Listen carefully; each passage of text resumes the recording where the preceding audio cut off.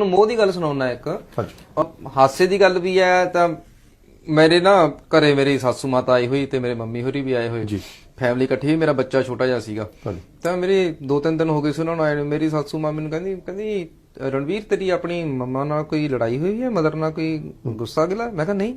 ਕਹਿੰਦੇ ਤੂੰ ਮੈਂ ਦੇਖਿਆ ਗੱਲ ਉਹ ਘੱਟ ਕਰਦਾ ਉਹਨਾਂ ਨਾਲ। ਮੈਂ ਕਿਹਾ ਨਹੀਂ ਜੀ ਮਾਤਾ ਮੈਂ ਗੱਲ ਕਰਦਾ ਉਹਨਾਂ ਨਾਲ।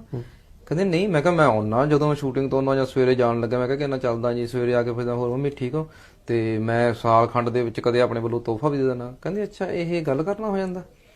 ਮੈਂ ਕਿਹਾ ਹੋਰ ਗੱਲਾਂ ਹੈ ਹੀ ਨਹੀਂ ਮੇਰੇ ਕੋਲੇ, ਮੈਂ ਕੀ ਗੱਲਾਂ ਕਰਾਂ? ਕਹਿੰਦੇ ਤੂੰ ਗੱਲਾਂ ਕਰਦਾ ਹੀ ਨਹੀਂ, ਐਂ ਚੁੱਪ ਜਿਹਾ ਕਰਕੇ ਲੰਘ ਜਾਣਾ। ਮੈਂ ਕਿਹਾ ਨਹੀਂ ਕੋਈ ਗੱਲ ਕਰਨ ਨੂੰ ਹੈਗੀ ਨਹੀਂ ਮੇਰੇ ਕੋਲੇ, ਮੈਂ ਕੀ ਗੱਲ ਕਰਾਂ? ਜੇ ਗੱਲ ਹੋਊਗੀ ਤਾਂ ਮੈਂ ਕਰੂੰਗਾ। ਕਹਿੰਦੇ ਅੱਛਾ ਗੱਲ ਕਰਨ ਨੂੰ ਹੈ ਨਹੀਂ। ਆ 6 ਮਹੀਨੇ ਦਾ ਮੁੰਡਾ ਹੈ ਤੇਰਾ, ਸ਼ੂਟਿੰਗ ਤੋਂ ਜਦੋਂ ਵਾਪਸ ਆਉਣਾ ਇਹਨੂੰ ਚੱਕ ਕੇ ਤੂੰ ਕਰ ਦੇਣਾ ਹੋਰ ਕੀ ਹਾਲ ਚਾਲ ਹੈ, ਠੀਕ ਠਾਕ ਹੈ ਪਾਪਾ, ਸ਼ੂਟਿੰਗ ਤੋਂ ਆ ਗਏ, ਤੇਰਾ ਜੀ ਲੱਗਾ ਰਿਹਾ, ਮੰਮਾ ਨੂੰ ਤੰਗ ਤਾਂ ਨਹੀਂ ਕੀਤਾ? ਉਹ ਕੋਈ ਨਾ ਪਾਪਾ ਕੱਲ ਨੂੰ ਜਲਦੀ ਆ ਜਾਣਗੇ, ਕੋਈ ਮੇਰਾ ਪੁੱਤ ਸ਼ੂਟਿੰਗ ਕਰਕੇ ਆਏ ਆ, ਜਿੰਮੀ ਸ਼ੇਰਗਿੱਲ ਸੀ ਉੱਥੇ, ਦਿਲਜੀਤ ਸੀ ਆਏ। ਕਹਿੰਦੇ ਇਹਨੂੰ ਤਾਂ ਤੇਰੀ ਗੱਲ ਸਮਝ ਵੀ ਨਹੀਂ ਆਉਂਦੀ, ਤੂੰ ਇਹਦੇ ਨਾਲ ਕਿੰਨੀਆਂ ਗੱਲਾਂ ਕਰੀ ਜਾਂਦਾ, ਇਹ ਤੇਰੀ ਗੱਲ ਦਾ ਹੁੰਗਾਰਾ ਵੀ ਨਹੀਂ ਦੇ ਰਿਹਾ ਹੈਨਾ।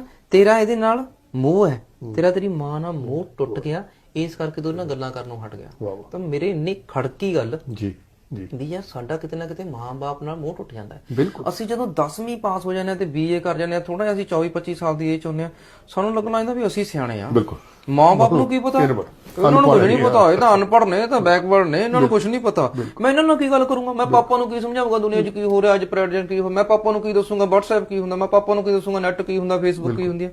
ਵਾਏ ਜਦੋਂ ਆਪਣੇ ਬੱਚਿਆਂ ਨੂੰ ਦੱਸ ਸਕਦੇ ਆਪਣੇ ਮਾਂ-ਬਾਪ ਨਾਲ ਨਹੀਂ ਗੱਲ ਕਰ ਸਕਦੇ। ਤੇ ਮੈਂ ਜਦੋਂ ਮਾਂ-ਬਾਪ ਨਾਲ ਦੁਬਾਰੇ ਗੱਲ ਕਰਨੀ, ਮੇਰੀ ਦੁਬਾਰੇ ਦੋਸਤੀ ਹੋਈ ਮੇਰੀ ਮੰਮੀ ਡੈਡੀ ਨਾਲ। ਫਿਰ ਮੈਨੂੰ ਲੱਗਿਆ ਯਾਰ, ਫਿਰ ਮੇਰਾ ਹੋਇਆ ਵੀ ਅੱਜ ਮੈਂ ਆਪਣੀ ਮਾਂ ਨੂੰ ਕਹਿੰਦਾ ਮਾਂ love you, papa love you. ਸੋ ਕਦੇ ਕਿਹਾ ਮਾਂ-ਬਾਪ ਨੂੰ ਵੀ ਲਵ ਯੂ, ਕਦੇ ਡੈਡੀ ਨੂੰ ਕਿਹਾ ਲਵ ਯੂ, ਕਹਿ ਕੇ ਦੇਖੋ ਕਿੰਨਾ ਖੁਸ਼ ਹੋਣਗੇ।